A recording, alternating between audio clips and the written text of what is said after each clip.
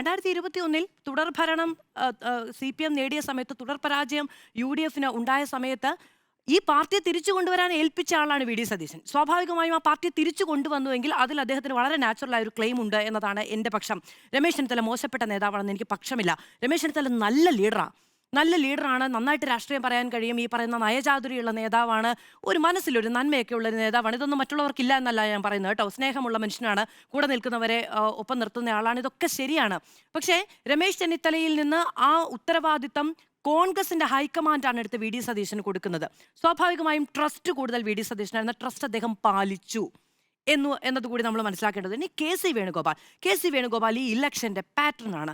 അദ്ദേഹം ഡൽഹിയിലിരുന്ന് നിയന്ത്രിച്ചു, ഹൈക്കമാൻഡിന്റെ മുഴുവൻ സംഘടനാ സംവിധാനവും ഇവിടെ ചെലവഴിച്ചു, ഫണ്ട് കൊണ്ടുവന്നു, ഈ പറയുന്ന വിമത ശബ്ദത്തെ ഇല്ലാതാക്കി, അത് സ്നേഹരൂപേണയും കെട്ടിപ്പിടിച്ചും ഒക്കെ മാറ്റി. ശരിയാണെന്നേ, ഇതൊക്കെ അദ്ദേഹത്തിൽ നിക്ഷിപ്തമായ ഉത്തരവാദിത്വമാണ്. AICCയുടെ സംഘടനാകാര്യ ജനറൽ സെക്രട്ടറി ഇങ്ങനെ തന്നെയാണ് പെരുമാറേണ്ടത്. അദ്ദേഹം ഫണ്ട് കൊണ്ടുവന്ന് ഇവിടെ ചെലവഴിക്കണം, അദ്ദേഹം ഇലക്ഷന്റെ പാറ്റേൺ ആകണം. അത് കേരളത്തിൽ മാത്രമല്ല, ഈ രാജ്യത്ത് ഇലക്ഷൻ നടന്ന എല്ലായിടത്തും അദ്ദേഹത്തിന്റെ ചുമതല അങ്ങനെ തന്നെയാണ്. 2016 തന്നെയല്ലേ അസമിൽ ഈ പറയുന്ന സർക്കാരിന് പുറത്തേക്ക് പോകേണ്ടി വന്നത്. അസമിൻ്റെ ഒരു ചരിത്രം നോക്കൂ നമ്മൾ.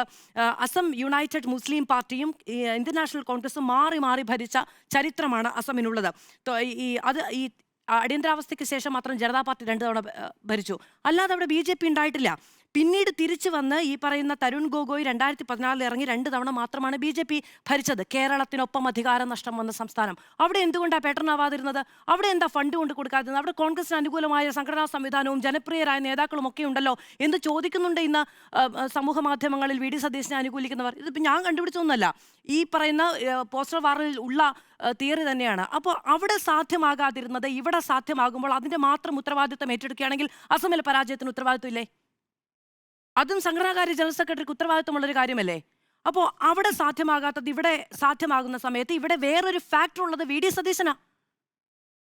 അത് അംഗീകരിക്കാൻ കൂടി പഠിക്കുന്നത് നന്നായിരിക്കും എന്നത് എനിക്ക് പറയാനുണ്ട്. പിന്നെ അങ്ങ് CPM-ൻ്റെ കാര്യം പറഞ്ഞതുകൊണ്ട് അതിലേക്ക് പറയണമെങ്കിൽ ഇന്ന് ഒറ്റ കാര്യമേ ഞാൻ പറയുന്നുള്ളൂ കേട്ടോ. ഇന്ന് പാർട്ടി സെക്രട്ടറി വന്ന് വാർത്താസമ്മേളനം നടത്തിയ സമയത്ത് അദ്ദേഹം പറഞ്ഞ ഒരു വാചകം തോട്ട് പ്രൊവോക്കിംഗ് ആണ്. എന്താണെന്നറിയാമോ അദ്ദേഹം പറഞ്ഞത്? അല്ല, അദ്ദേഹം പറഞ്ഞൊരു വാക്ക് ഞാൻ എഴുതി വെച്ചിട്ടുണ്ട്. എന്താണെന്നറിയാമോ?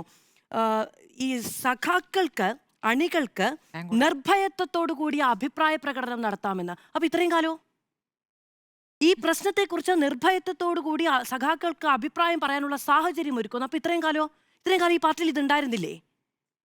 അത് എന്നെ വല്ലാതെ അത്ഭുതപ്പെടുത്തിയ ഒരു കാര്യമാണ്.